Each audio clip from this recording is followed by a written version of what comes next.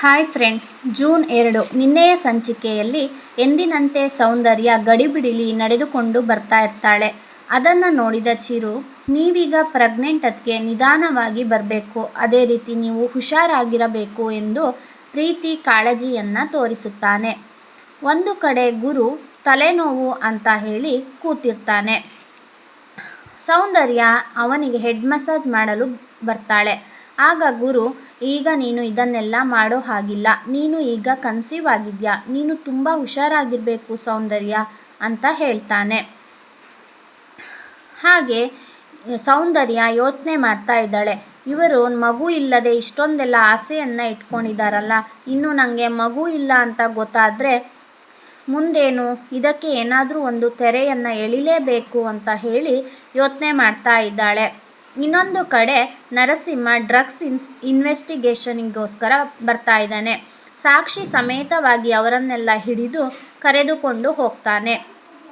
ಇತ್ತ ಸೌಂದರ್ಯ ಮತ್ತೆ ನಾಟಕವನ್ನು ಮುಂದುವರಿಸುತ್ತಿದ್ದಾಳೆ.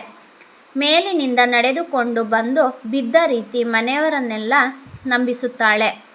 ಆಗ ಮನೆಯವರೆಲ್ಲ ಬಂದು ಚಿರು ಓಡಿ ಬಂದು ಅತ್ತಿಗೆ ಯಾಕೆ ನಿಧಾನವಾಗಿ ಬರಬೇಕು ಅಂತ ಹೇಳಿ ಪ್ರೀತಿಯನ್ನು ತೋರಿಸ್ತಿದ್ದಾನೆ. ಅದೇ ಟೈಮಿಗೆ ಒಂದು ಫೋನ್ ಬರುತ್ತೆ.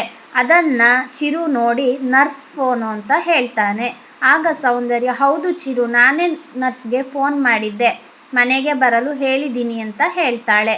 ಅದೇ ಟೈಮಿಗೆ ನರ್ಸ್ ಅವರು ಮನೆಗೆ ಬಂದು ಸೌಂದರ್ಯಳ ಹೆಲ್ತ್ ಚೆಕಪ್ಪನ್ನು ಮಾಡ್ತಿರ್ತಾರೆ.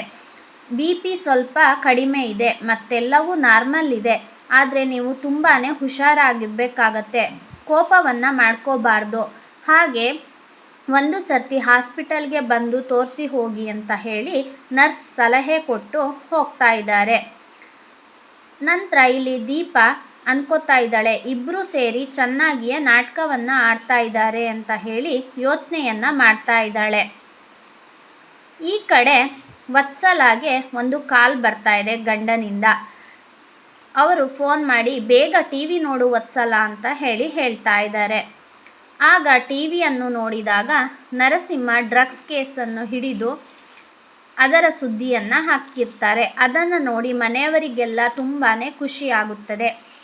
ಇತ್ತ ಕಡೆ ಅರ್ಚನಾ ಮತ್ತು ದೀಪ ಮಾತಾಡ್ಕೊಳ್ತಾ ಇದ್ದಾರೆ. ಸೌಂದರ್ಯ ಯಾಕೆ ಪ್ರೆಗ್ನೆಂಟ್ ಅಂತ ಹೇಳಿ ಮನೆಯವರನ್ನೆಲ್ಲ ನಂಬಿಸ್ತಿದ್ದಾಳೆ, ಅವಳ ಉದ್ದೇಶ ಏನಾಗಿದೆ, ಯಾಕೆ ಈ ರೀತಿ ಮಾಡ್ತಾ ಇದ್ದಾಳೆ, ಅವಳು ಈ ನಾಟಕವನ್ನು ಹೇಗೆ ಸತ್ಯ ಮಾಡ್ತಾಳೆ ಮುಂದೆ ಅಂತ ಹೇಳಿ ಮಾತನಾಡುವಾಗ ಚಿರು ಬಂದೇ ಬಿಡ್ತಾನೆ. ಚಿರು ಅದನ್ನೆಲ್ಲ ಕೇಳಿಸ್ಕೊಳ್ತಾನೆ. ಆಗ ಚಿರು ಕೇಳ್ತಾನೆ, ನೀವು ಯಾರ ಬಗ್ಗೆ ಮಾತಾಡ್ತಾ ಇದ್ದೀರಿ ಅಂತ ಹೇಳಿ. ಆಗ ನಾವು ರಾಹುಲ್ ಬಗ್ಗೆ ಮಾತಾಡ್ತಾ ಇದ್ದೀವಿ, ಅವನಿಗೆ ತಕ್ಕ ಶಿಕ್ಷೆ ಆಗುತ್ತೆ, ನೀವು ಏನು ಯೋಚನೆ ಮಾಡಬೇಡಿ. ಚಿರು ಅರ್ಚನಾಗೆ ಸಮಾಧಾನ ಮಾಡ್ತಾನೆ.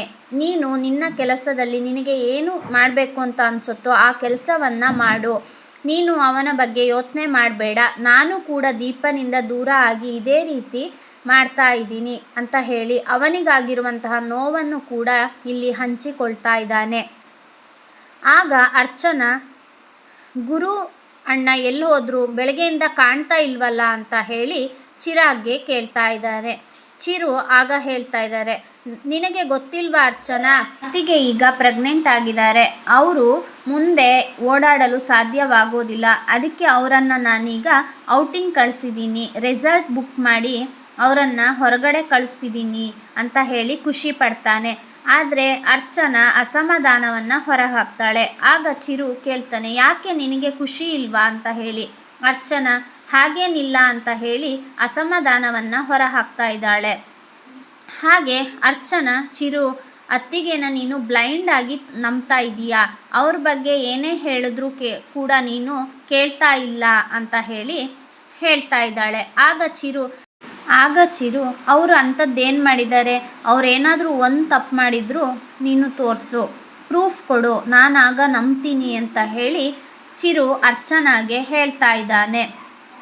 ಆಗ ಅರ್ಚನಾ, ಸರಿ ಆಯಿತು, ನಾನು ಪ್ರೂಫನ್ನು ನಿಮಗೆ ಕೊಡ್ತೀನಿ ಅಂತ ಹೇಳಿ ಹಿಂದೆ ದೀಪಾಳ ವಿಷಯದಲ್ಲಿ ಅವರು ಹೇಗೆಲ್ಲ ನಡೆದುಕೊಂಡಿದ್ದಾರೆ ಅಂತ ಹೇಳಿ ಹೇಳ್ತಾ ಇದ್ದಾಳೆ.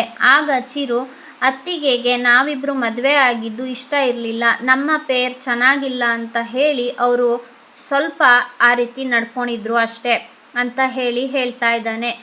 ಮತ್ತೆ ಪುನಃ ಅರ್ಚನಾ ಸೌಂದರ್ಯಳ ಬಗ್ಗೆ ಒಂದಿಷ್ಟು ಪ್ರೂಫನ್ನು ಕೊಡೋಕ್ಕೆ ಮುಂದಾಗ್ತಾ ಈ ಸಂಚಿಕೆಯು ಇಲ್ಲಿಗೆ ಮುಗಿದಿದೆ. ಇದಿಷ್ಟು ಇವತ್ತಿನ ಸಂಚಿಕೆಯಾಗಿತ್ತು. ನಾಳೆಯ ಸಂಚಿಕೆಯಲ್ಲಿ ಅರ್ಚನಾ ಚಿರುಗೆ ಅತ್ತಿಗೆಯ ವಿರುದ್ಧ ಪ್ರೂಫ್ ಕೊಡೋದ್ರಲ್ಲಿ ಯಶಸ್ವಿ ಆಗ್ತಾಳಾ ಇಲ್ವಾ ಅಂತ ಹೇಳಿ ತಿಳಿದುಕೊಳ್ಳೋಣ. ಹಾಗೆ ಇವತ್ತಿನ ಸಂಚಿಕೆಯನ್ನು ನೋಡಿದರೆ ಚಿರು ಅರ್ಚನಾಳ ಮಾತನ್ನು ನಂಬೋದು ಕಷ್ಟ ಇದೆ ಅಂತ ಹೇಳಿ ಅನ್ನಿಸ್ತಾ ಇದೆ. ನಿಮಗೆ ಏನು ಅನ್ನಿಸ್ತಿದೆ ಅನ್ನೋದನ್ನು ಕಮೆಂಟ್ನಲ್ಲಿ ಕಮೆಂಟ್ ಮಾಡಿ ತಿಳಿಸಿ.